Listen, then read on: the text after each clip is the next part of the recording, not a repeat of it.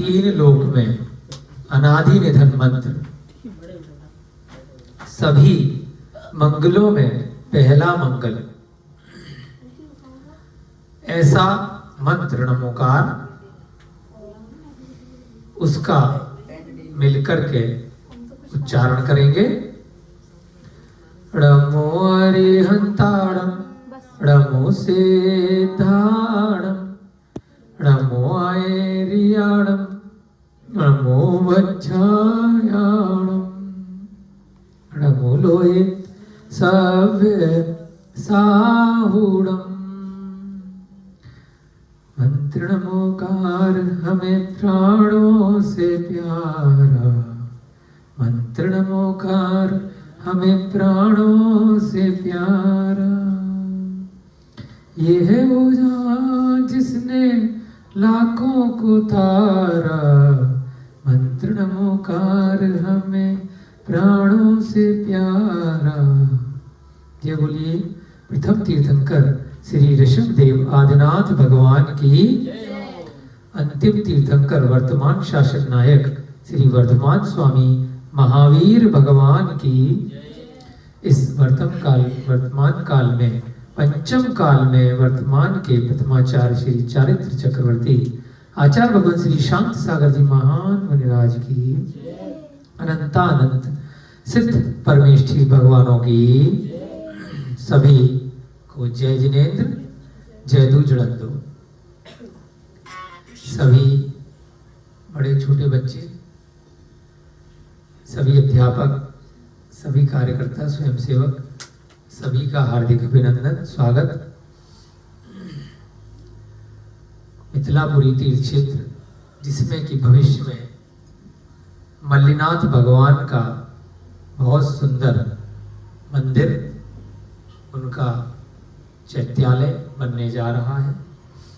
अभी वर्तमान में शांतिनाथ भगवान की अति प्राचीन, 500 वर्ष से भी अधिक प्राचीन यहाँ पर प्रतिमा विराजमान है।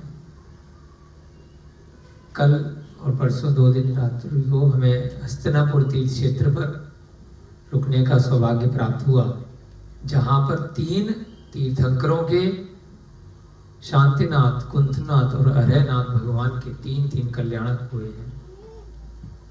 ऐसी अतिशयकारी धरा पर दोनों दिन अभिषेक शांति धारा, महाराज श्री भाभूषण महाराज जी का आहारचर्या देने का सौभाग्य मिला।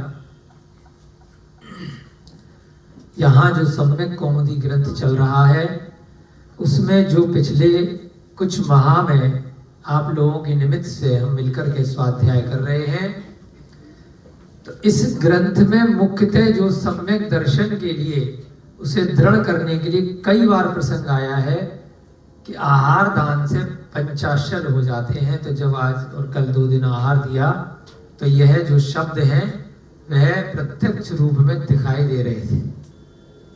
तो यही सम्यक दर्शन है कि जो भी आपने पढ़ा है उस पर अगर विश्वास किया है और वो कार्य आप जब भी करोगे, तो वह पूरी की पूरी उसकी एक तरह से पूरी पिक्चर आपके नेत्रों के सामने, बिना नेत्रों के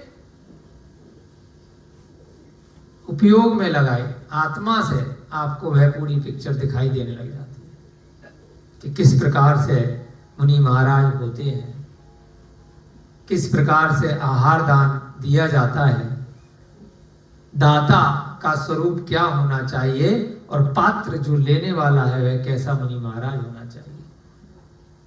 द्रव्य, क्षेत्र, काल और भाव किस प्रकार के उस आहार दान की चर्या में होने चाहिए। तो चमत्कार आज नहीं तो कल होगा ही होगा। तब देखने वालों को, सुनने वालों को भी सम्यक दर्शन हो ही जाएगा। और जो है आहार दान दे रहा है, उसकी भावों की शुद्धि तभी है जब उसको पहले से सम्यक दर्शन है, उसको देख करके बाकी लोगों को होगा। तो पहले से सम्यक दर्शन कैसे होगा? विश्वास से। जो विश्वास हम और आप सभी अपने माता पिता पे करते हैं, अपने परिवारीजनों पे करते हैं कि माँ ने मुझे रोटी बना के दी है तो जहर नहीं दिया होगा, विश्वास ही तो है है ना। बड़े बड़े राजा महाराजा होते हैं, उनके कुक लोग जो खाना बनाते हैं विश्वास नहीं होता है, पता नहीं क्या मिला दिया होगा। तो क्या करते हैं, पहले किसी और को खिलाया जाता है। पहले के भी राजा महाराजा, आजकल के भी जो बड़े बड़े अधिकारी होते हैं, कि पहले किसी को खिलाया जाता है कि रसोइये ने कुछ किसी से सेटिंग करके तो नहीं मिला दिया, किसी और ने इतने सारे लोगों को उसमें कुछ खिला तो नहीं दिया। हम लोग तो मुंह ढा करके ऐसे ही शादी ब्याह रेस्टोरेंट पे या बाहर खड़े हुए ठेलों पे कुछ भी खा लेते हैं बिना विश्वास के, तो बाद में कई बार बीमार भी पड़ जाते हैं। यही सम्यक दर्शन है जो आप अपने व्यवहारिक दृष्टि से किसी पे विश्वास करके खा लेते हैं कि भाई ठीक ही बनाया होगा। एक घटना याद आती है, पहले भी हो सकता है आपको कभी बताई हो। चंद्रगुप्त मौर्य जो सम्राट हुए, तो उनके खाने में प्रतिदिन जो चाणक्य थे थोड़ा जहर खिलाते थे, पता है आपको? थोड़ा थोड़ा बचपन से ही सांप का जहर खिलाते थे कि थोड़ी थोड़ी चीज पहले दिन से देते रहेंगे तो कभी सच में अगर किसी विष कन्या ने काट लिया तो मरेंगे नहीं। विष कन्या क्या होती है कि अगर किसी राजा के पास गुप्त रूप से उसको मारना है अस्त्र शस्त्रों के बिना, तो विष कन्या भेजी जाती थी कि जैसे अपनी प्रतिज्ञा है इसको बचपन से ही ट्रेंड कर दिया, थोड़ा थोड़ा जहर खिलाते रहे तो ये जहरीली बन गई। थोड़े जहर से उसको दिक्कत आएगी लेकिन वो मरेगी नहीं, थोड़ा सा उसकी बॉडी में जहर बनने लगेगा, मरेंगे नहीं। जिस थोड़ा थोड़ा सा शराब पीते ना लोग मरते नहीं, लेकिन वो पूरे दिन झूमते रहते हैं। तो लेकिन अगर उसने किसी को काट लिया, उस स्त्री ने या किसी ऐसे व्यक्ति ने, तो क्या होगा, उसके काटने के कारण से दूसरे व्यक्ति को एकदम से जहर लग जाएगा, तो वह मर सकता है, बीमार पड़ सकता है गंभीर रूप से। तो इस कारण से बहुत सालों की ट्रेनिंग के माध्यम से विषकन्या बना दी जाती हैं कि भाई कोई गार्ड वार्ड चेक करेगा राजमहल में प्रवेश के लिए, द्वारपाल इत्यादि, भाई इसके पास कोई खंजर नहीं है, कोई तलवार नहीं है, कोई बंदूक नहीं है, कोई हथियार नहीं है, जाने दो। और जब राजा महाराजा का कोई संगीत इत्यादि का प्रोग्राम चल रहा है, वो आकर के मान लीजिए चाहे नाखून से कुछ कर दिया या काट लिया, तो बड़ी आसानी से मृत्यु हो जाती। तो इस प्रकार की घटनाएं आम होती थी। तो इसलिए चाणक्य ने क्या किया कि कभी ऐसा कोई प्रसंग चंद्रगुप्त के साथ ना आए तो विष कन्या न काट पाए, तो पहले से ही जहर, एक सांप अगर दूसरे सांप को काटेगा तो असर नहीं होगा। हमारी क्या नाम है तुम्हारा? हाँ, शिखा ने बड़ा अच्छा बोला। तो विष पुरुष बना दिया था चंद्रगुप्त को। तो उसका खाना अगर मान लीजिए वो खाता है और अगर किसी दूसरे ने उसकी दाल में सब्जी में से जूठा खा लिया तो वह भी जहरीला हो जाता है। तो उसकी पत्नी थी, जब उसकी शादी हो गई है ना, विदेशी थी, बहुत प्रेम करती थी, एक समय वह गर्भवती थी। ऐसे ही पति के प्रेमवश एक दिन उसने उनके खाने में से साथ में कुछ खा लिया। उसके गर्भ में एक बालक पल रहा था। उसी समय उस खाने के बाद में उसकी पत्नी बहुत गंभीर रूप से बीमार पड़ गई। फिर राजा ने बहुत कोशिश करी परंतु वह बच नहीं पाई, क्योंकि जहर शरीर में फैल गया था। उसके बच्चे को तो बचा लिया, मांस पूरे हो चुके थे, थोड़ा बहुत दिन बचे होंगे शायद, तो इसलिए बच्चा तो बच गया परंतु मां नहीं बच पाई। तो उस जहर के कारण से जब बच्चा पैदा हुआ तो वो जहर का सा निशान थोड़ा सा माथे पे रह गया। तो इसलिए उस बच्चे का नाम रखा गया बिंदुसार, कि बिंदु था तो बिंदुसार उस बच्चे का नाम रखा गया। बाद में उसी बिंदुसार जब बड़ा हो गया तो सम्राट अशोक उसके पुत्र रहे। चंद्रगुप्त अशोक के दादा थे। ऐसे सम्राट चंद्रगुप्त मौर्य ने बाद में जिन दीक्षा, दिगंबर दीक्षा ग्रहण करी और उनके गुरु चाणक्य ने भी मुनि दीक्षा ली। बहुत बड़े आचार्य बने दोनों गुरु शिष्य गृहस्थ जीवन के। चंद्रगुप्त ने आचार्य भद्रबाहु के सानिध्य में दिगंबर दीक्षा ग्रहण करी। चाणक्य मुनि के ऊपर बहुत बड़ा उपसर्ग आया जब वह मुनि बने। उसके बाद जैसे हम लोग विष्णु कुमार की कथा पढ़ते हैं, ऐसे ही चाणक्य मुनि के साथ में 500 शिष्य थे, सब दिगंबर मुनि। तो गृहस्थ जीवन में जब वह चंद्रगुप्त के मंत्री थे, उससे पहले जिस राजा के यहाँ वह व्यवस्था देखते थे तो थोड़े से बैर भाव हो ही जाते हैं। तो किसी को उन्होंने दंडित किया था। जब उसने चाणक्य मुनि को देखा तो उस अपने पूर्व समय के दंड का बदला लेने के लिए चारों तरफ से चाणक्य और उनके 500 शिष्यों को घेर करके अग्नि लगा दी। सारे की सारे 500 की 500 मुनि महाराज अपने ऊपर हुए उपसर्ग, इतने गंभीर उपसर्ग के बाद भी जिनेंद्र भगवान के ध्यान में तल्लीन हो जाते हैं। और जिस मुनि की जैसी अवस्था है, कोई खड्गासन, कोई पद्मासन, सभी भेद विज्ञान जिसको ग्रंथों के माध्यम से, आचार्यों के माध्यम से सीखा था, उसकी साक्षात अनुभूति करने लग जाते हैं और अपनी आत्मा में ही रमने लग जाते हैं। सारे के सारे मुनि महाराज जीवित जला दिए गए, एक भी नहीं बचा। ऐसे सभी मुनि महाराज पंचम काल में अवश्य ही स्वर्ग अथवा मोक्ष पहुंचे। यही सम्यक दर्शन है कि उन्होंने किसी भी प्रकार का विरोध नहीं किया, अपने ऊपर हुए उपसर्गों को समता भाव से सहन किया, कोई भी किसी भी प्रकार का बैरभाव नहीं किया। सभी मुनि महाराजों ने इतने सारे बड़े संघ में अपने अपने पाप कर्म का उदय मान करके अपने पूर्व भवों में जो भी कर्म किए थे उनकी निर्जरा माना और प्रत्यक्ष रूप से आत्मानुभूति करी।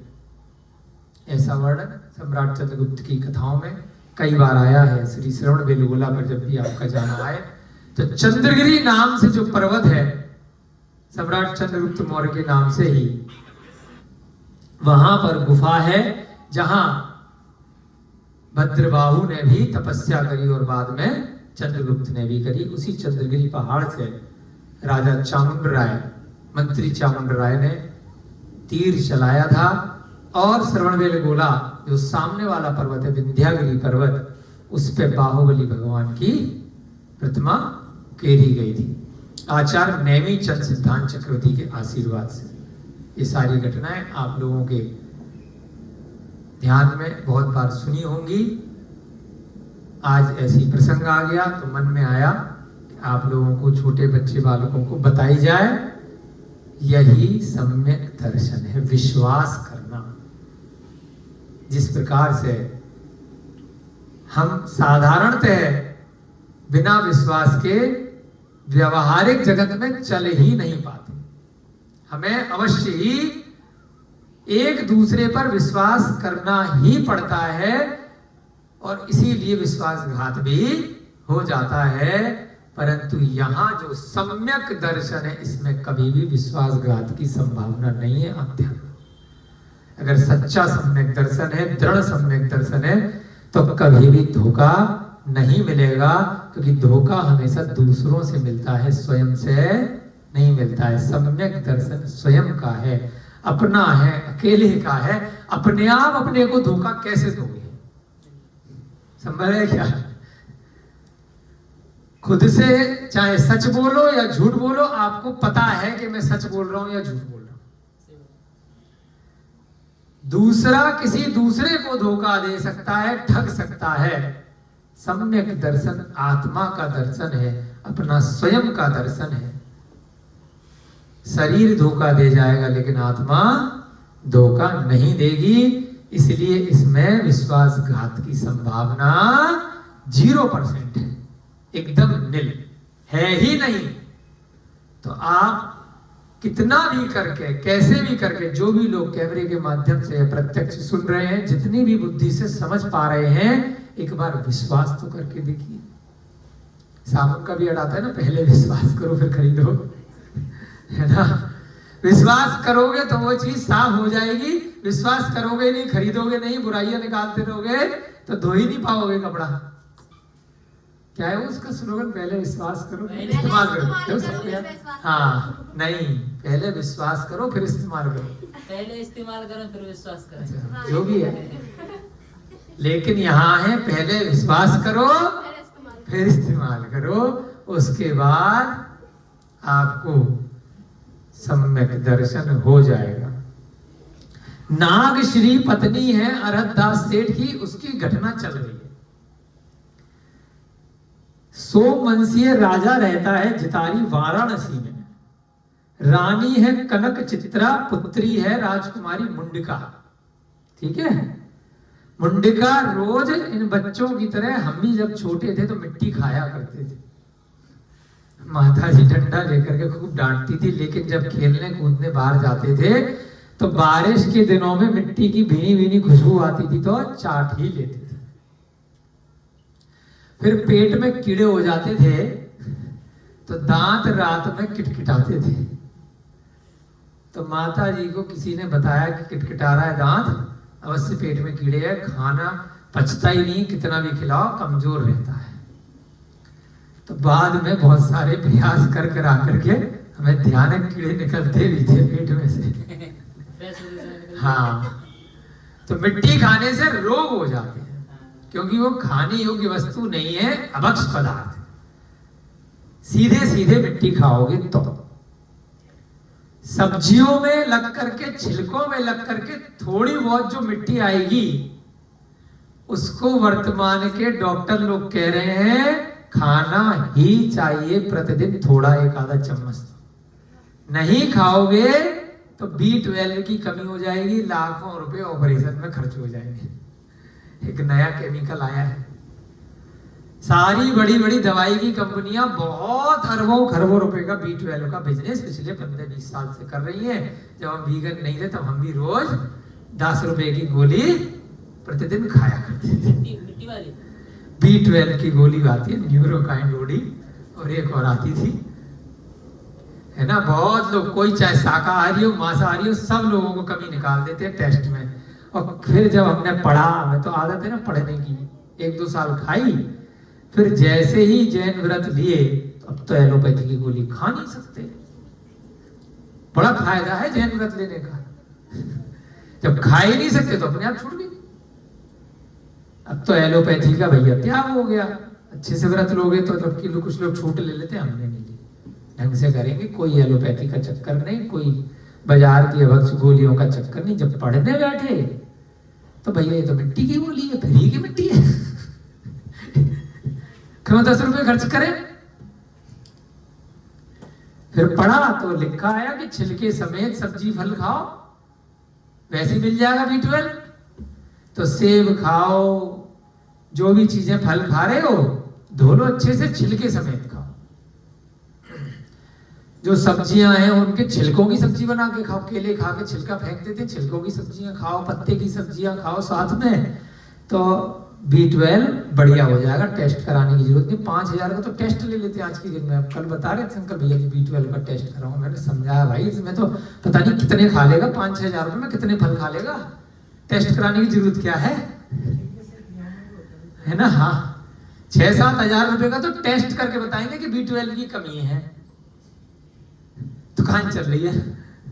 इससे अच्छा तो कितने महीने तक के अनार पी लोगे, अनार का जूस खाओ, सब चीजें खाओ, बढ़िया से नारियल पानी पियो, कोई B12 की कमी नहीं रहेगी।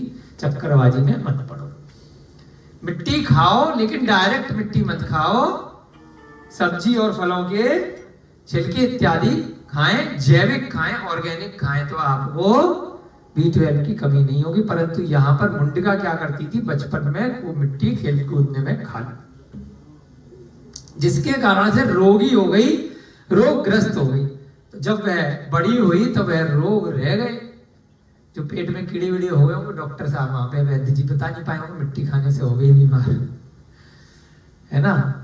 तो बाद में जब पता चला, एक आर्यका के पास जाकर के पहुंची, वृषभ श्री आर्यका। उसने कहा भाई जैनी बन जा, सारी बीमारियां छूट जाएंगी, रात्रि भोजन छोड़ दे, और ये जो अभक्ष खा रही है ये खाना छोड़ दे। जैसे ही अभक्ष खाना छोड़ा, मिट्टी खाना छोड़ा, तो वो ठीक हो गई। हमने भी आपको प्रसंग बताया था ना, हमने जब व्रत ली, हमें बहुत सारी बीमारियां थी, गले की, खांसी की, जुकाम की, चेस्ट पेन की, वो सारी व्रत लेने के बाद दूर हो गई, सारी दवाइयां छूट गई दुनिया भर की। तो बड़ा फायदा है, यही सम्यक दर्शन है, यही जैन दर्शन का महात्म्य है कि जैन बन जाओ, नाम के नहीं काम के। भोजन, आचार विचार और प्रतिदिन की जो जीवन शैली है, जो दिनचर्या है, जो जैन शास्त्रों में आई है, उस प्रकार से ग्रहण कर लो तो आप निरोगी हो जाओ। तो ऐसे ही वो मुंडिका जब जैन व्रत ले लिए तो मिट्टी मिट्टी खाना छूट गया, तो क्या हो गई, बड़ी सुंदर हो गई और निरोगी हो गई।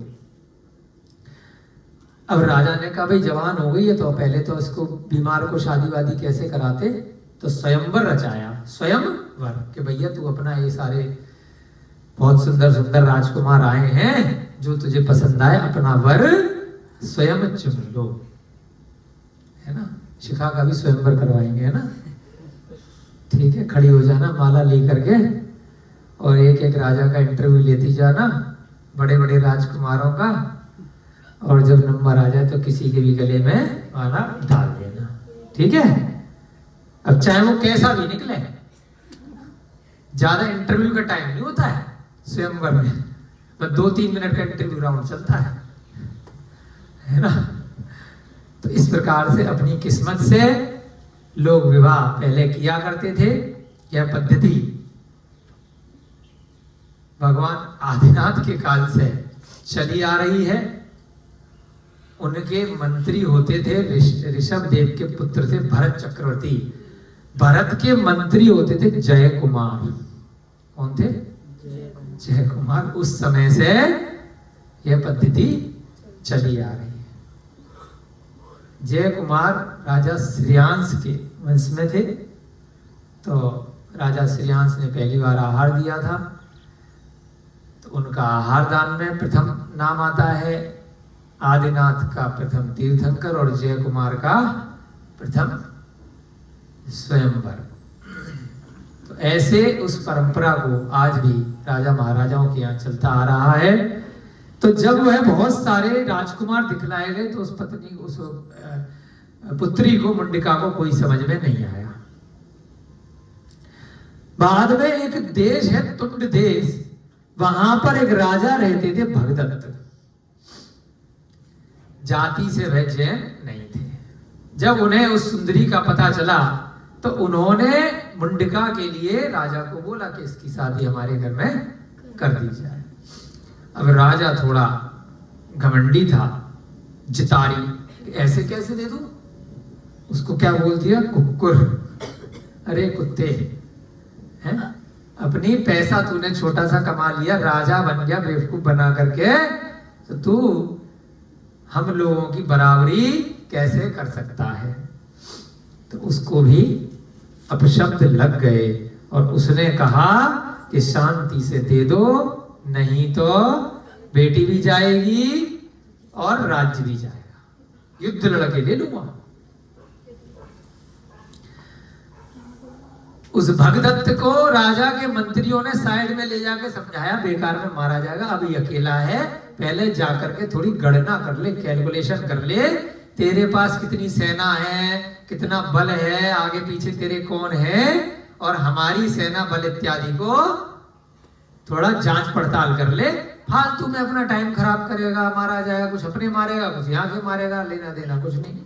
तो समझा बुझा करके भेज दिया। भगदत्त राजा ने जो मंत्री उसको समझा रहा था उसका नाम था सुबुद्धि। क्या नाम था? सब बच्चे इधर ध्यान दे, बेकार मत किया करो, डिस्टर्बेंस होता है। इधर ध्यान दो बेटा, है ना, थोड़ी देर में क्लास पूरी हो जाएगी, फिर सब खेल कूद लेना। बड़ी अच्छी अच्छी कहानियां हैं, इनसे आप सबको सीखने को मिलेगा। हम भी डिस्टर्ब होते हैं ना, आप लोग बात करते हो तो। सुबुद्धि मंत्री से अब उस राजा भगदत्त ने कहा, हे सुबुद्धि मंत्री, तुमने जो कहा वह सत्य। सुबुद्धि ने क्या कहा कि भाई पहले अभी मत लड़, इतना घमंड में चूर होकर के मत बोलो, फालतू में मारे जाओ। कई बार होता ना, आदमी किसी ने कुछ बोल दिया और एकदम से तैस में आ गया, और फिर उस टाइम तो थोड़ा बहुत एक दो घूसे मार भी दिए अकेला देख करके, लेकिन फिर बाद में 10 20 50 लोगों ने घेर के धे धनाधन कचूमल निकाल दिया। तो इसलिए लड़ाई दंगा करने से पहले, अपशब्द बोलने से पहले थोड़ा सोच विचार लो, कहाँ खड़े हो, किससे बात कर रहे हो। और वैसे तो करना ही नहीं चाहिए, सम्यक दृष्टि को चक्कर में पड़ना ही नहीं चाहिए। अपने साइड में होके निकल जाओ, और वो अपने रास्ते, तुम अपने रास्ते, क्रोध करो ही मत। भगदत्त राजा ने उस मंत्री से कहा, हे सुबुद्धि मंत्री, तुमने जो कहा वह सत्य कहा है, बात तो तुम्हारी ठीक है, इसलिए हितेच्छु के वचन स्वीकृत करना चाहिए, अन्यथा अनर्थ होता है। बात तुम ठीक कह रहे, तुम मेरे हितैषी हो, मैं अभी दूसरे के राज्य में खड़ा हूं, है ना। यहां मैंने अगर लड़ाई दंगे अभी शुरू अकेले में कर दिया तो मुझे यहां निपटा दिया जाएगा। जो हितेच्छु है, हितेच्छु माने हित चाहने वाला है, हित की इच्छा करने वाला है, उसकी बात मान लेनी चाहिए, नहीं तो अनर्थ हो जाता है। इसके पश्चात सब सामग्री एकत्रित कर शुभ मुहूर्त में उसने प्रस्थान करने का उद्योग किया। अब उसने क्या किया, पहले अपना सब जाकर के अपने घर इकट्ठा किया कि मेरे पास कितना बल है, कितने हथियार हैं, सब कैलकुलेशन बिठाए। होता है, दो देशों का भी युद्ध होता है ना, दो अड़ोसी पड़ोसी का भी युद्ध होता है, घर में भी सास बहू में हो जाता है, देवर क्या बोलते हैं, जेठानी, और दूसरी कौन होती है, देवरानी। हमें इतने रिश्ते पता नहीं है, सुने हैं लोगों के मुंह से। तो लड़ाई हो जाती है, तो कैलकुलेशन करके लड़ाई करो। हाँ, घर में भी पति से पत्नी की लड़ाई हो रही है तो कैलकुलेशन करके करो कौन भारी है। फालतू में लड़ाई दंगा करके कुछ हासिल नहीं होगा।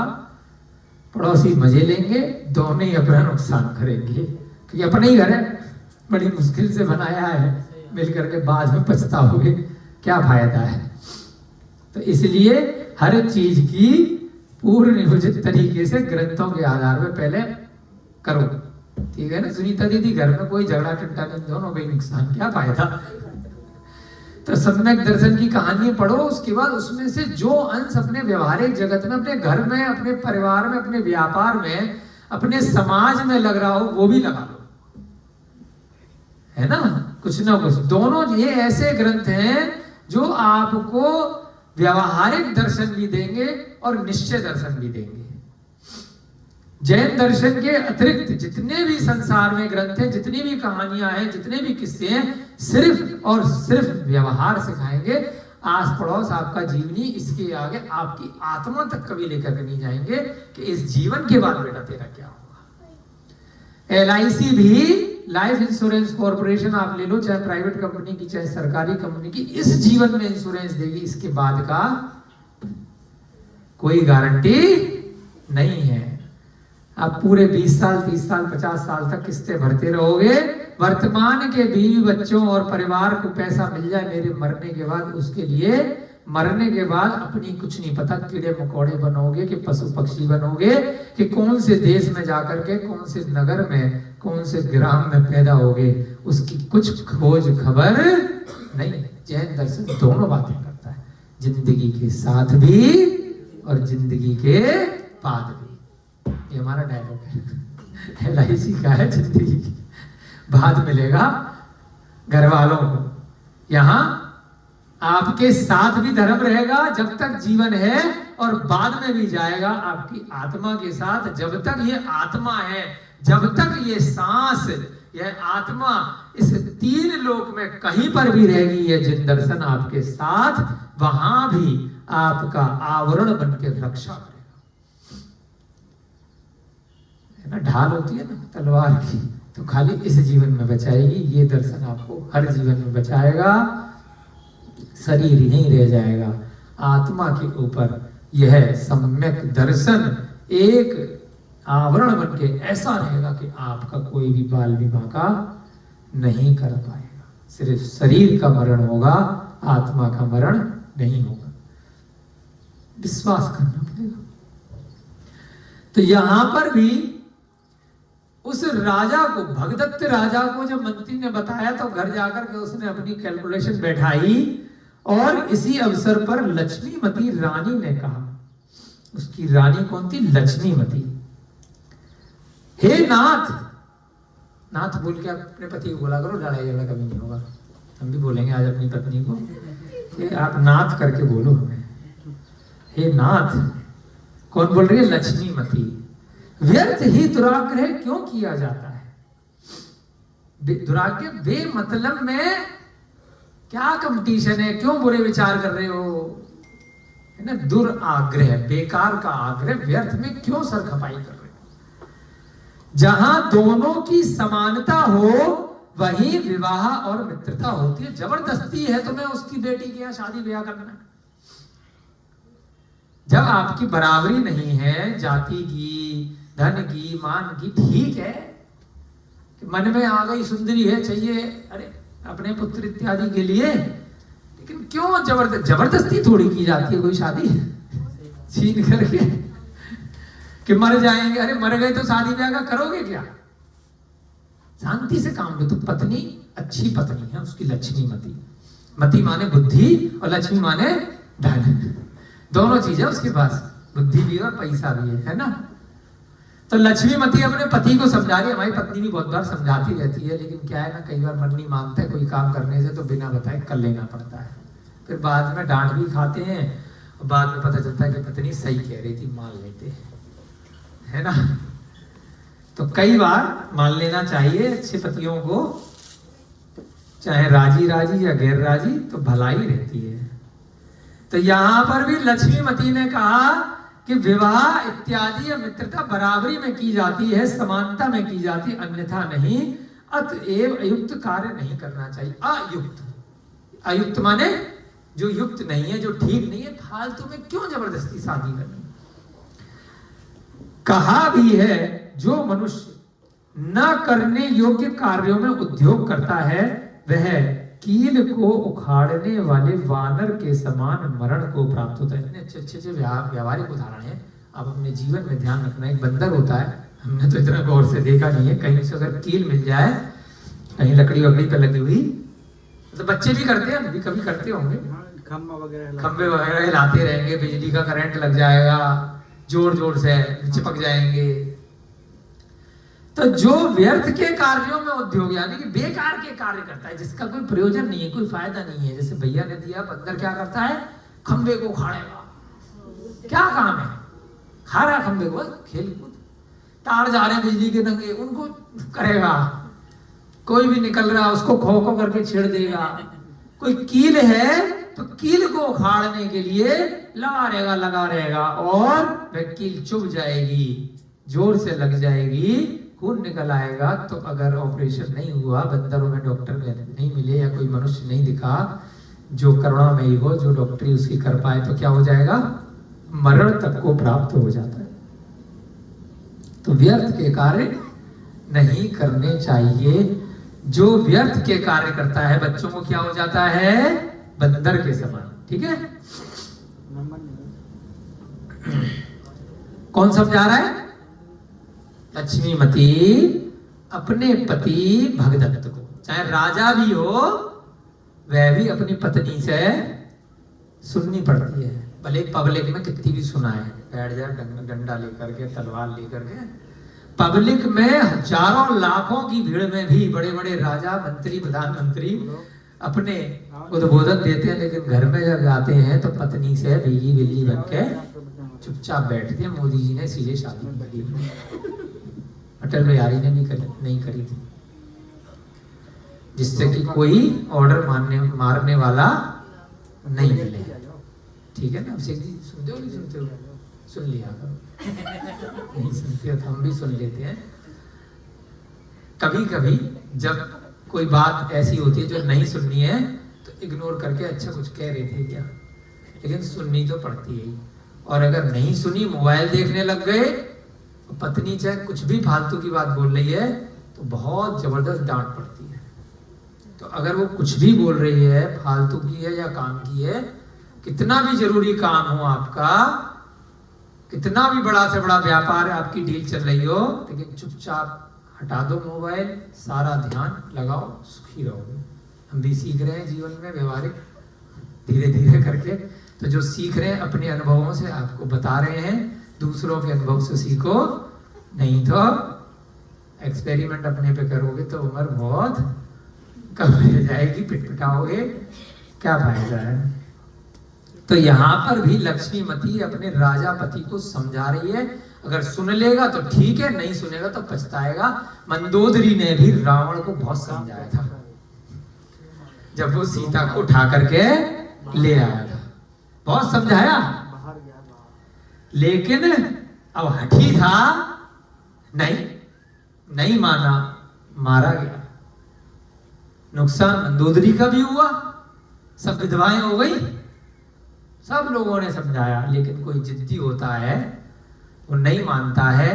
जो थोड़ा सा बुद्धिमान होता है वह किसी के समझाने पर अपना दिमाग थोड़ा बहुत लगाता है और मान जाता है। तो यहां पर अब भगदत्त ने कहा, ये भी रावण की तरह शायद थोड़ा सा जिद्दी है। क्या कह रहा है? हे मूर्ख, मूर्ख बोल दिया किसको? पत्नी को, क्योंकि इसके दिमाग में पता है क्या चल रहा है, कुक्कुर बोला था तो शायद इसको बस लड़ाई लड़नी है, बैर का बदला लेना है। आप लोगों को कोई कुछ भी बोल दे तो ज्यादा उसमें मत रहो, अपनी कैलकुलेशन करो और अपनों की भी सुनो, है ना। माफ कर दो, क्षमा कर दो, कोई बात नहीं, ऐसा कर दो कि सुना ही नहीं, बैर पाल लिया तो कितने ग्रंथ अपन पढ़ रहे हैं, 70 घोड़ा कोड़ी सागर तक बैर रह जाएगा, बार बार अपना ही नुकसान करोगे, कोई फायदा नहीं। अपनी पत्नी को कह रहा है भगदत्त, हे मूर्ख, पुरुष के अंतर में कारण है। जो तू सीख दे रही है कि बराबरी वालों से मित्रता और विवाह इत्यादि किए जाते हैं, वो आदमी का फर्क है। मैं वैसा आदमी नहीं हूं, मैं तो उसकी बराबरी करके दिखाऊंगा, तू देख। जितारा ने मेरे सामने कहा था कि युद्ध के बीच सब कुछ दिया जाता है यदि, जितारा कौन? जो दूसरा राजा है, मुंडिका का पिता, उसने कुक्कुर बोला था ना। तो लक्ष्मीमती को भगदत्त कह रहा है कि वो जो जितारा है ना राजा, बता रहा है तेरे को नहीं मालूम उसने मेरे से क्या कहा है, तू भी वहां होती तो तुझे पता चलता कितनी बेइज्जती करी थी, है ना। कई बार होता है ना कि मेरी बेइज्जती कर दी, मेरा ये कर दिया, अब तो चाहे, है ना, ईट क्या बोलते, बजा देंगे, ईट से ईट, है ना। आदमी बेइज्जती के चक्कर में फिर दोबारा जाकर के मर के आ जाता है। अभी तो बेइज्जती हुई थी, शांति से अपना घर परिवार चला रहा था, है? तो यही तो सीख दे रहे हैं यहाँ पर, दोबारा जाएगा, फिर मार मूर आएगा, फिर जेल में पड़ा रहेगा, नुकसान करके आएगा। अबे शांति से बैठ जा अकेले चुपचाप, पिटपिटा भी गया तो देख ले, कैलकुलेशन कर ले। जितारा ने मेरे सामने कहा था कि युद्ध के बीच सब कुछ दिया जाता है। उसने सुना होगा कि जो युद्ध में जीत जाता है उसको मिल जाता है। अलग अलग तरीके से कंपटीशन होते हैं, लड़ाई दंगा होता है या कोई कंपटीशन होता है स्वयंवर में कि ऐसे घूम रहा है, इसको ये कर लो, ये धनुष उठा के दिखा दो, है ना। राम का जब स्वयंवर हुआ था तो वो धनुष उठाया था ना। तो इस प्रकार से युद्ध के बीच सब, अगर तू जीत गया तो भाई तेरा फिर तो तू पावरफुल हो गया ना, तुमने हमारे राज्य पे कब्जा कर लिया, हमारा परिवार भी तुम्हारा, तुम कुछ भी करो भाई। यदि आज मैं वैसा नहीं करता हूं, उस पर चढ़ाई नहीं करता हूं, तो अन्य राजाओं के लिए भी मैं मान्य नहीं हूं। बताओ, शांति से सुनो बच्चों, बड़ो सारे लोग, बड़ी काम की बात है ना। जो लोग सुन रहे हैं, जो नहीं भी सुन रहे हैं, सबके लिए, हमारे लिए भी, आपके लिए भी, कि मैंने इतने सारे लोगों के सामने चैलेंज दे दिया है, अगर मैंने युद्ध नहीं लड़ा तो बाकी लोग मेरा मजाक उड़ाएंगे, अबे भूल जाएंगे 4 दिन बाद। इस मजाक के चक्कर में अपनी जान को जोखिम में मत डालो, ऐसे कुछ नहीं पाएगा। ये डरपोक होना नहीं है। कई लोग इसको गलत तरीके से ले लेते हैं कि जैन दर्शन डरपोक होना सिखाता है। नहीं भाई साहब, डरपोक होना नहीं सिखा रहा है।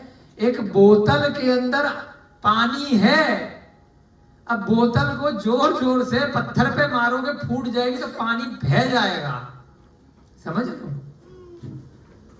पत्थर बोतल से ज्यादा कठोर है प्लास्टिक की बोतल से या कांच की बोतल से, तो फूटेगा कि नहीं फूटेगा। दीवार में सर मारोगे तो फूटेगा नहीं फूटेगा। इसमें निडर होने वाली और डर वाली क्या बात है। आप कैलकुलेशन करके चलो, उसके बाद कार्य करो। ये शरीर रूपी बोतल है, इसके अंदर आत्मा है। जैन दर्शन कहता है इस शरीर को साधन मानो और आत्मा को साध्य मान करके मोक्ष मार्ग पे लगाओ। बेकार के लड़ाई झगड़े में टाइम खराब मत करो।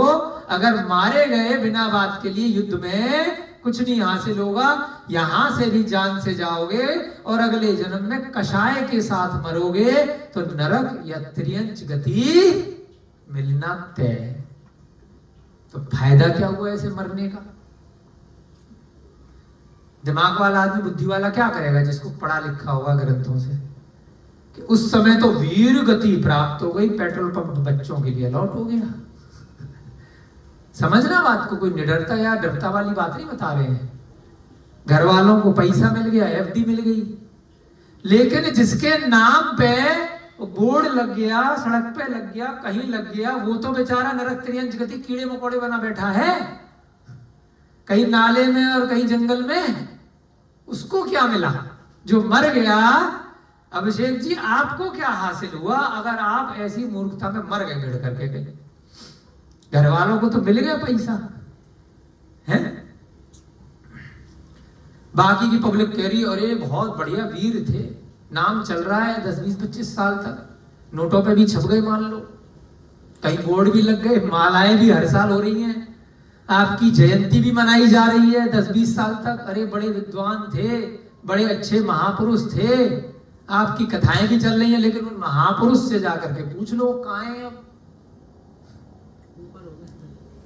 अगर कषाय के साथ मरेंगे, अगर सम्यक दर्शन से रहित होकर के मरे होंगे, अगर शराब मांसाहार मधु का सेवन करते होंगे तो निश्चित है वो महापुरुष भले ही बाकी के व्यवहारिक लोगों के लिए रहे हो, मंत्री रहे हो, राजा रहे हो बहुत बड़े, लेकिन निश्चित है भगवान महावीर की वाणी है, अन्यथा हो ही नहीं सकती।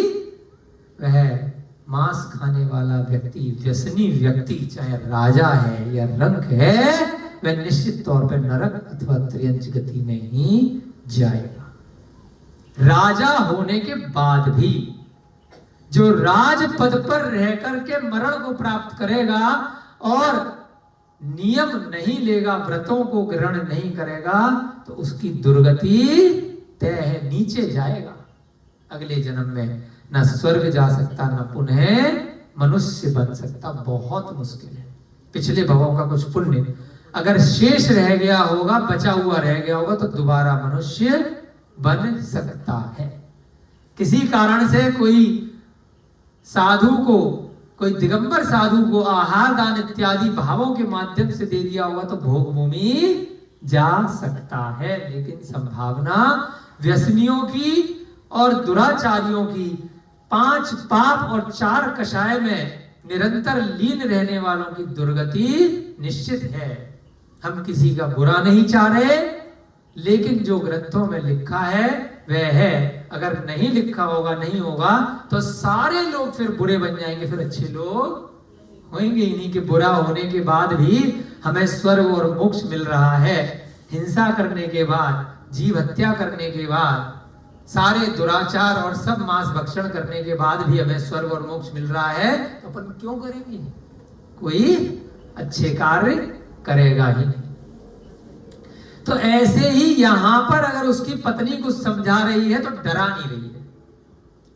आप लोगों को और हमको ये समझना है कि हम किसी के कहने सुनने में आकर के या हमारा कोई मजाक बना देगा, हमारी बेइज्जती हो जाएगी, इस चक्कर में जाकर के हाथापाई ना करें, युद्ध ना करें। अपनी बोतल को बचाएं, इस बोतल के अंदर जो आत्मा रूपी पानी है उसको बचाएं।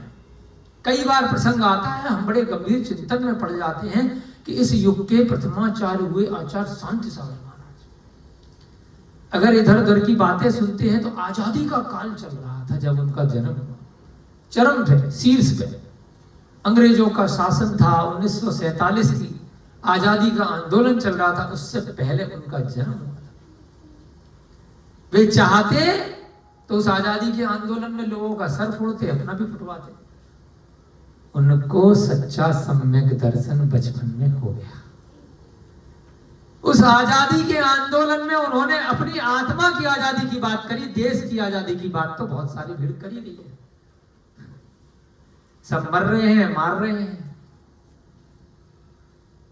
15 अगस्त को हम और आप लोग अपनी देश की आजादी मनाते हैं हर साल। अरे अपनी आजादी कब बनाओगे? ये कारावास के अंदर, ये जो जेल है, ये शरीर, इसके अंदर अपनी आत्मा अनादि काल से बंद पड़ी है। एक जेल से निकलती है, दूसरी जेल में प्रवेश कर लेती है। एक कारावास से निकल करके, कारावास माने जेल, एक जेल से निकलती है, दूसरी जेल में घुस जाती है। तो यहां जो अगर नकली जेल बना भी दी तो उस जेल का कोई प्रयोजन नहीं है। तो अपनी आत्मा को इस शरीर रूपी जेल से निकालने के लिए आचार्य शांति सागर महाराज ने जो मुहिम चालू करी, वो आज तक 2025 तक भी चली आ रही है। आस पड़ोस में युद्ध हो रहा है, देश देश का युद्ध हो रहा है, प्रदेश प्रदेश का युद्ध हो रहा है, राज्यों राज्यों का युद्ध हो रहा है। जो सम्यक दृष्टि है वह अपनी अंतर द्वंद्व में जो युद्ध हो रहा है उसकी चिंता करता है। पड़ोसी पड़ोसियों के और राज्यों के युद्ध की चिंता नहीं करता है कि किसने किसकी बेइज्जती कर दी और कौन हंसेगा और कौन रोएगा। यहाँ पर राजा भगदत्त अपनी पत्नी को कह रहा है कि अगर मैंने जाकर के युद्ध नहीं लड़ा तो वहां पर जो मैं चैलेंज कर आया हूं सारे लोग मेरी खिल्ली उड़ाएंगे। मनुष्य विज्ञान, शूरवीरता, वैभव तथा अन्य गुणों से युक्त होकर यदि क्षण भर के लिए भी जीवित रहते हैं तो सत्पुरुष उसे ही जीवित रहने का फल कहते हैं। अब मैं बता रहा अपनी पत्नी को शिक्षा दे रहा हूं, हाँ उसको समझा रहा है। क्या कह रहा है? मनुष्य विज्ञान, शूरवीरता, वैभव तथा अन्य गुणों से युक्त होकर यदि क्षण भर के लिए भी जीवित रहता है। वही आपको बता रहे हैं कि शहीद का बोर्ड लग जाएगा अगर मैं मर भी जाऊंगा, शूरवीर होकर के मरूंगा, है ना। या किसी गुण के साथ, वैभव के साथ, बहुत माल के साथ अगर मैं मर गया तो बाद में मेरी फोटो पे बहुत सारे लोग माला चढ़ाएंगे। प्रैक्टिकल बात नहीं कर रहा है, समझना इस चीज को अपने को कि हमें प्रैक्टिकल रहना। मरने के बाद कुछ नहीं हासिल होगा, 1 मिनट में मर जाओगे, बस घमंड रहेगा कि फांसी के तख्ते पे चढ़े थे। अगर कषाय के साथ फांसी के तख्ते पे भी चढ़ गए कोई गारंटी नहीं है कि अगला जीवन मनुष्य का भी मिलेगा। व्यंतर व्यंतर बन के भूत पिशाच राक्षस में भटकते रहोगे, मिथ्या दृष्टि, यहाँ वहां लोगों को तंग करते रहोगे, कभी इसके चढ़ गए कभी उसके चढ़ गए। मिनिमम आयु 10,000 वर्ष। कितनी? 10,000 वर्ष है व्यंतरो भूत भवनवासी देवों की मिनिमम आयु। 10,000 साल तक बोलते ना, भटकता रहता है, तंग करता रहेगा। कितने सारे वर्ष निकल जाएंगे आप लोगों के 100-100 साल के। एक बार भूत योनि में चले गए परेशान रहोगे। चक्करबाजी में मत पड़ो, सम्यक दर्शन ग्रहण करो। इस सामने जो बच्चा बैठा है इसका तो नाम ही सम्यक है, इसके नाम का दर्शन ग्रहण कर लो, है ना। इतना अच्छा नाम रखा है इसके माता पिता ने, सम्यक, सम्यक दर्शन। किसी का नाम मिथ्या नहीं सुना ना, चाहे किसी भी धर्म में, किसी भी जाति में। सम्यक, तो यहां पर सम्यक कौमुदी ग्रंथ में कितनी सुंदर सुंदर कथाएं हैं। वह राजा अपनी पत्नी से कह रहा है कि शूरवीर होकर के मरूंगा, चाहे क्षण भर के लिए ही शूरवीर रहा, सतपुरुष उसे जीवित रहने का फल कहते हैं। बाद में मैं बहुत समय तक जीवित रहूंगा। क्या मतलब? मेरी फोटो, मेरी स्मृति, मेरी मेमोरी चलेगी 100 सालों तक। चल रही है ना नोट पे बाबा जी की। अब किसी को नहीं मालूम, हमें भी नहीं मालूम कि उनका मरण हे राम कह के जब हुआ तो अच्छी गति में गए, किसी को नहीं पता। देखो, हम अवधि ज्ञान और देवता और तीर्थंकर तो है नहीं, लेकिन महापुरुष तो थे मनुष्यों की दृष्टि से, एक देश की दृष्टि से। तो इसलिए अगर सम्यक दृष्टि हो तो महापुरुष नाम के लिए बनने के लिए चक्कर में मत पड़ो, तीर्थंकर बनने के चक्कर में पड़ो, है ना, मुनि बनने के चक्कर में पड़ो, केवली भगवान बनने के चक्कर में पड़ो, अरिहंत बनने के चक्कर में पड़ो। साधारण महापुरुष तो लाखों करोड़ों आए और लाखों करोड़ों चले। जब इच्छा ही करनी है तो सर्वोच्च इच्छा करो, सिद्ध बनने के लिए उपक्रम करो। आप थोड़ा बहुत रुपया पैसा कमाने के लिए, धन वैभव के लिए क्यों एनर्जी लगा रहे हो कि इसके राज्य को जीत लिया, उसको जीत लिया, यहाँ कब्जा हो गया, चंद्रगुप्त भी आए, सेल्यूकस भी आए, सिकंदर भी आए, न जाने कितने औरंगजेब और जितने राजा महाराजा आए, सब चले गए। कितने दिन की यादें, अरिहंत और सिद्धों की यादें ज्यादा लंबे समय तक रहती हैं और उसके बाद अनंत काल तक वे सर्वांग अनंत सुख में उनकी आत्मा सिद्ध शिला पर भगवान बन के विराजमान हो जाती है। ऐसे भगवान बनने की इच्छा करो, बाकी ज्यादा छोटी मोटी इच्छाएं मत करो। वैसे तो कौवा भी चिरकाल तक जीवित रहता है और बलि चढ़ोतरी को खाता है। कौवा भी चिरकाल तक जीवित रहता है। कैसे? मरने के बाद में श्राद्ध इत्यादि कुछ लोग करते हैं ना, कि कौवे को खिला रहे हैं। क्या खिला रहे हैं? कौवे को किस रूप में खिला रहे हैं? ये मेरे दादाजी कौवा बन के आ रहे हैं जो पूड़ी हलवा खा रहे हैं।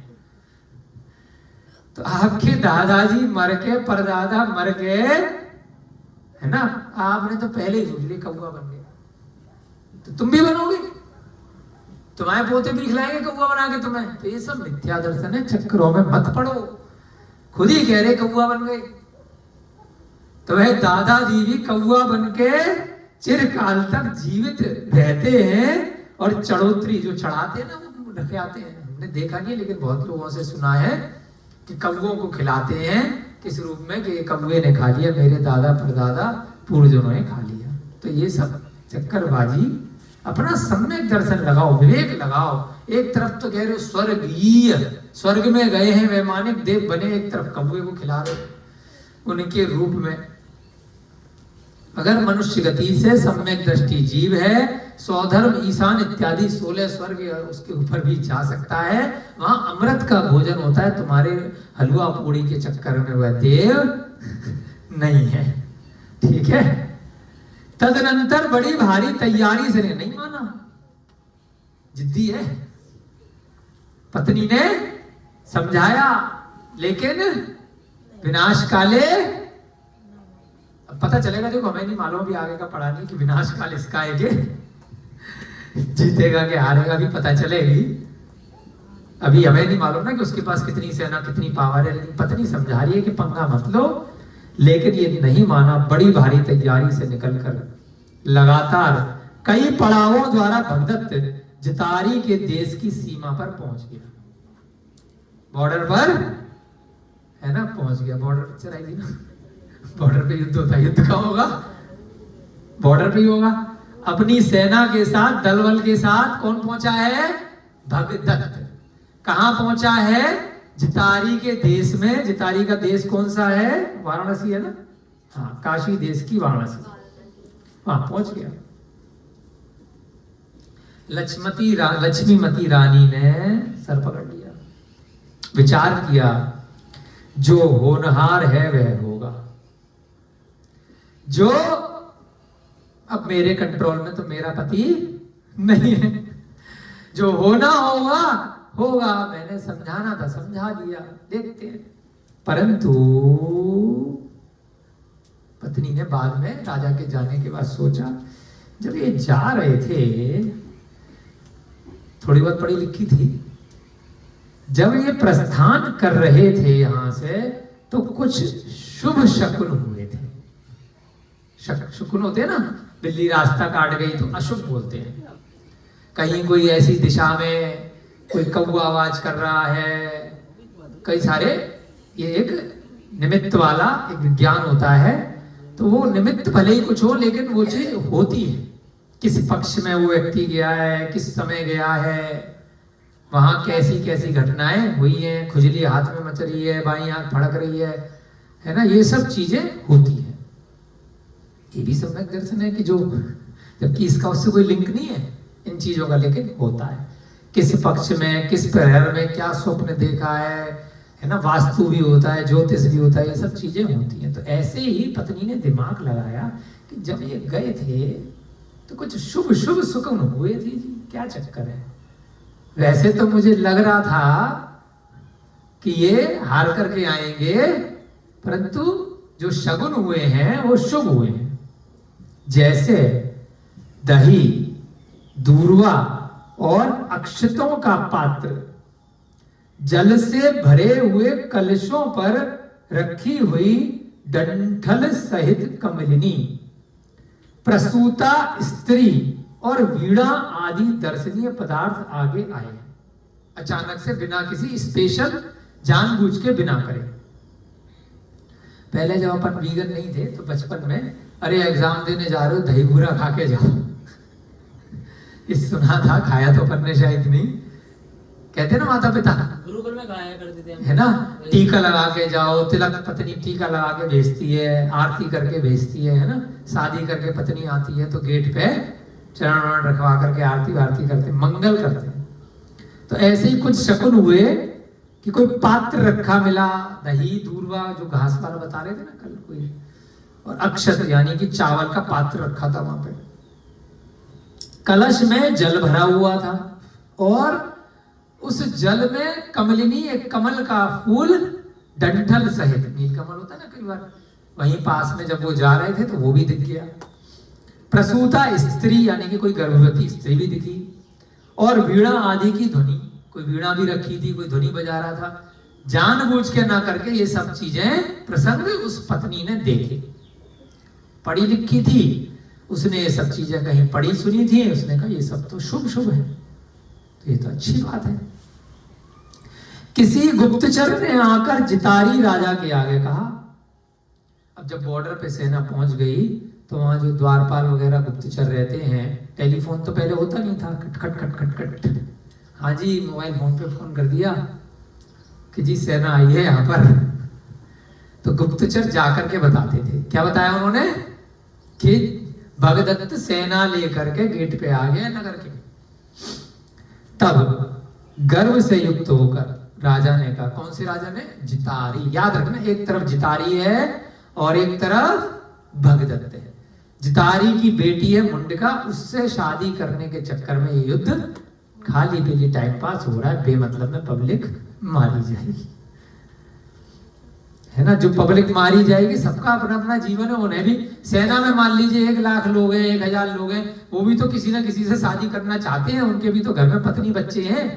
एक आदमी की ईगो हजारों का नुकसान करती है, उनके घर परिवार बर्बाद करती है। तो क्या फायदा ऐसे युद्धों का, कोई फायदा नहीं। अपने से युद्ध लड़ो, अपनी आत्मा से युद्ध लड़ो, अपनी आत्मा को जीतो, अपनी इंद्रियों को जीतो। लाखों करोड़ों लोगों को युद्ध में जीत लेता है और दूसरा व्यक्ति जो अपनी आत्मा को जीत लेता है, तो दोनों में श्रेष्ठ कौन कहा, जो अपनी आत्मा को जीत लेता है वह जितेंद्रिय कहलाता है, वह भगवान बन जाता है। और जो लाखों करोड़ों की सेना को जीत लेता है, वो तो यहीं पर राजा कहलाता है। उससे भी बड़ा कौन है, जो अकेली अपनी आत्मा को जीतता है, अपने मन को जीतता है। तो ऐसी प्रेरणा प्राप्त करो, ऐसा अरिहंत भगवान की वाणी है। इस चक्रों में मत पढ़ो, लेकिन वे पढ़ गए हैं तो अपन पढ़ लेते हैं। भगदत्त राजा की सेना आ गई है। जितारी राजा के आगे आकर के गुप्तचर ने बताया, गर्व से युक्त होकर के जितारी ने कहा, अरे रंग, पृथ्वी पर वह कोई वीर है जो मेरे ऊपर चढ़ाई कर सके। घमंडी तो था ही, तभी तो कुकुर बोला था। किसी को खाली पीली छेड़ दिया। अरे शांति से विदा कर देता। बेटा देखो, अपनी पत्नी जो है स्वयं, अपनी जो बेटी है ना, वो स्वयंवर में वर करती है, आप भी आ जाना। उस स्वयंवर में आने की ये कैटेगरी है कि जैन होगा तो उसको बुलाएंगे, रात्रि भोजन का त्याग होगा वो आएगा। ये नियम चार्ट लगा के रख दो, अपने आप बैठ जाएगा अपने घर में। बेइज्जती करके क्यों भेजा? फालतू युद्ध। ठीक है, अगर आपको अपने बच्चों का भी शादी करनी हो तो नियम चार्ट लगा देना कि हम ऐसे व्यक्ति से अपनी बेटा बेटी की शादी करेंगे। कोई आ गया गलती से रिश्ता लेकर के तो करते, बातचीत करेंगे, देखते हैं, सोचते हैं, किसी की इंसल्ट मत करना। तो यहां पर क्या हुआ है, इंसल्ट के चक्कर में बेमतलब में युद्ध हो रहा है और राजा अपने गुप्तचर को कह रहा है, इस पृथ्वी पर मेरे से युद्ध करके मुझे जीतने वाला आज तक कोई पैदा नहीं हुआ। ऐसा आज तक कोई वीर नहीं है जो मेरे ऊपर चढ़ाई कर सके। मेरा नाम, क्या बोल रहा है, मेरा नाम, क्या नाम है, मेरा नाम जितारी है। क्या बोला अभिषेक जी? गुप्तचर होगा। मेरा नाम, जैसे राम, रोहिता जी क्या नाम है राजा का? जितारी। मैं शत्रुओं को जीतने वाला सचमुच का जितारी हूं। जितारी, जित प्लस अरी। अरी माने शत्रु। कितना अच्छा नाम है। अरी माने बच्चों, अरी माने शत्रु, जित माने जीतने वाला। मेरा नाम ऐसे ही मेरे माँ बाप ने खाली पीली टाइम पास के लिए नहीं रखा है। मेरा नाम क्या है? जितारी। मैं शत्रु को जीतने वाला सचमुच का जितारी हूं। जैसा कि कहा है, क्या कहा है? पृथ्वी लोक के मध्य ऐसा न देखा गया है न सुना गया है कि मृग सिंह पर चढ़ाई करता है। क्या बोल रहा है गुप्तचर को? मृग माने हिरण। हमने भी नहीं सुना भाई। क्या नाम है तुम्हारा? लड़के के पीछे बैठा है तुम्हारा? हाँ, मानव कभी देखा है कि बकरा जो है शेर से युद्ध लड़ने के लिए खुद जा रहा है? मृग माने हिरण। हिरण इसलिए नहीं बोला क्योंकि यहाँ पे हिरण कम दिखते हैं, बकरे दिख जाते हैं। तो ऐसे ही बकरे जैसा ही जीव होता है जंगली जीव हिरण। शुद्ध शाकाहारी, शांत रहता है बेचारा, डरपोक सा रहता है, अपना घास फूस चलता रहता है। तो जितारी ने क्या कहा गुप्तचर को? कभी सुना है कि हिरणों की सेना आकर के शेर के घर में चढ़ाई कर रही है? पागल हो गया। किसके लिए कमेंट मार रहा है? किसके लिए मारा है कमेंट? भगदत्त के लिए। कि भगदत्त हिरणों की सेना लेकर के आया और यह शेर की में पागल हो गया है? पृथ्वी लोक के मध्य ऐसा न देखा गया है और न ऐसा सुना गया है कि मृग सिंह पर चढ़ाई करते हैं। चंद्रमा और सूर्य राहु पर आक्रमण करते हैं। चंद्रमा और सूर्य का विमान होता है ना ऊपर, उनके नीचे राहु और केतु का विमान होता है। जो सूर्य चंद्रमा आप लोग देखते हो ऊपर डेली, तो एक के नीचे राहु होता है और एक के नीचे केतु होता है, उसके ऊपर रहते हैं। उनके कारण से ग्रहण पड़ा करते हैं। राहु और केतु के विमान उनके नीचे कृष्ण वर्ग के होते हैं, काले, तो ग्रहण पड़ते हैं। तो कभी चंद्रमा या सूर्य राहु और केतु पर आक्रमण करते हैं क्या? क्योंकि वो उनसे बड़े हैं साइज में भी और घेर करके नीचे रखते हैं, ग्रहण ले आते हैं। अथवा चूहे बिलावों पर चढ़ते हैं। बिलाव माने बिल्ली। कभी चूहों की सेना को बिल्लियों के घर में आक्रमण करते हुए सुना है क्या? शिखा? तो तो यही तो बता रहे हैं सम्यक दर्शन में कि अपनी कैलकुलेशन कर लो। चींटियों की सेना इकट्ठी होकर के हाथी पर आक्रमण करती है क्या? जब हाथी बीमार पड़ गया, कोई बात हो गई, तो मर गया तो भले ही खा लेंगी, है ना। बड़ी बड़ी आपने कीड़े मकोड़े, सांप, छिपकली इत्यादि देखे होंगे, बड़े बड़े जीव, छोटे छोटे कीड़े तब खाते जब वो मृत हो गया शरीर। जीवित अवस्था में आपके ऊपर मच्छरों ने अगर आक्रमण कर भी दिया तो क्या करोगे? हटा दोगे ना। अगर कुछ मच्छर आ भी गए काटने के लिए तो मर तो नहीं जाओगे, क्या करोगे? हटा दोगे। तो ऐसे ही कभी देखा या सुना है कि चूहे जाकर के बिल्ली पे आक्रमण करते हैं, मृग जाकर के शेर पर आक्रमण करते हैं, चंद्रमा और सूर्य जाकर के राहु और केतु पर आक्रमण करते हैं। क्या सांप गरुड़ पर आक्रमण करता है? गरुड़ माने गिद्ध होता है, गरुड़। वो क्या करता है? सांप को उठा करके ले जाता है। तो सांप पब्लिक के सामने, बड़े बड़े लोगों के सामने तो डंक मार करके मार देता है, परंतु गरुड़ भी जहरीला होता है क्योंकि वो मांसाहारी जीव होता है, तो उसके सामने सांप की भी सिट्टी पिट्टी गुम हो जाती है। वह कभी गरुड़ पे आक्रमण नहीं करता। गधे कुत्ते पर आक्रमण करते हैं क्या? गधा साइज में भले ही बड़ा है, लेकिन कुत्ता क्या करता है? काट लेता है। तो काटने के कारण से कुत्ते का जहर गधे में फैल जाता, तो कभी भी गधा कुत्ते पे आक्रमण नहीं कर पाता। ऐसी गाय भी कुत्ते पे नहीं कर पाती है, शांति से भागती है। प्राणी समूह यमराज पर कभी आक्रमण करते सुने हैं क्या? यमराज आ गया, अरे 100-200 के लोग इकट्ठे कर लो और यमराज को पीट देंगे आज। तो ऐसा कभी नहीं सुना है। कौवे बाज पक्षी पर आक्रमण करते हैं क्या?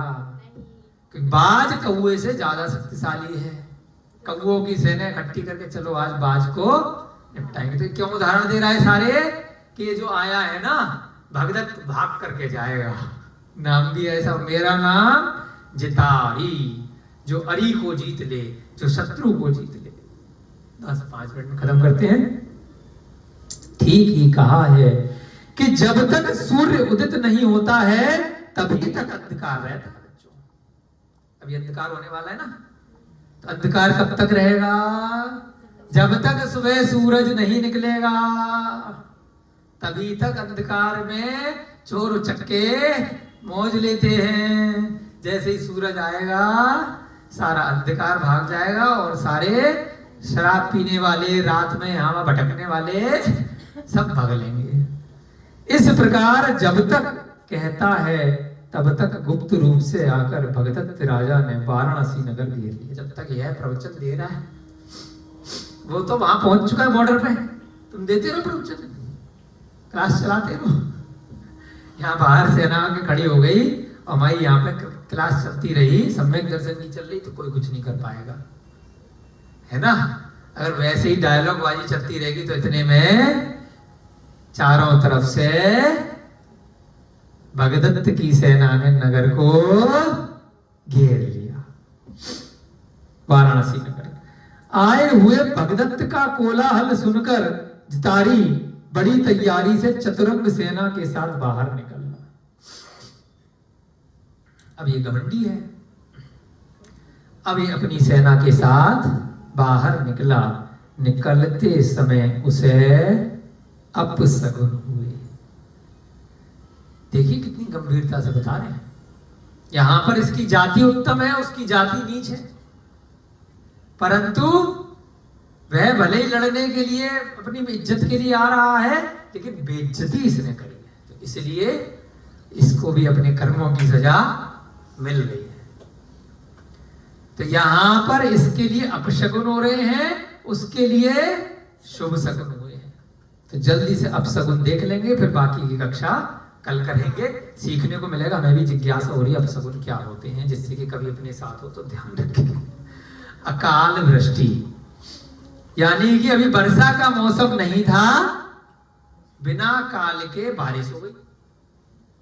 पृथ्वी कंपन, हल्का सा भूकंप, ज्यादा आता तो निपट जाते, पृथ्वी ऐसा लगा कि कांपी, कंपन हुआ, भूकंप आया, वज्रपात हुआ, आकाश से वज्रपात और भयंकर उल्कापात, उल्का भी गिरी। ये सब अनुष्ट अपशगुन प्रकट हुए, मानो मित्र के समान उसे युद्ध करने से रोकने के लिए प्रकट हुए हैं। ये सारे अपशगुन क्या होते हैं? मित्र कहलाते हैं। बोलते हैं ना, बिल्ली रास्ता काट गई, ये हो गया, मत जाओ, छींक दिया, थोड़ी देर बाद जाना। तो ये आज हमें समझ में आया सुनीता जी, ये अपशगुन नहीं है। क्या लाइन लिखी है, कितना बढ़िया लाइन है, ये मित्र के समान है। अगर कोई आपने ग्रंथ पढ़ रखे हैं, चीजें समझ रखी हैं और कुछ ऐसी अनहोनी चीज हो रही है, तो उस कार्य में जाने के लिए आपको रोक रहे हैं आपके दोस्त हैं। जिद करके मत जाओ, थोड़ी देर बाद चले जाओ, विश्वास करो, अच्छे से पढ़ो, समझो कि ऐसे ऐसे हुआ है, आगे पीछे उस चीज को टाल दो।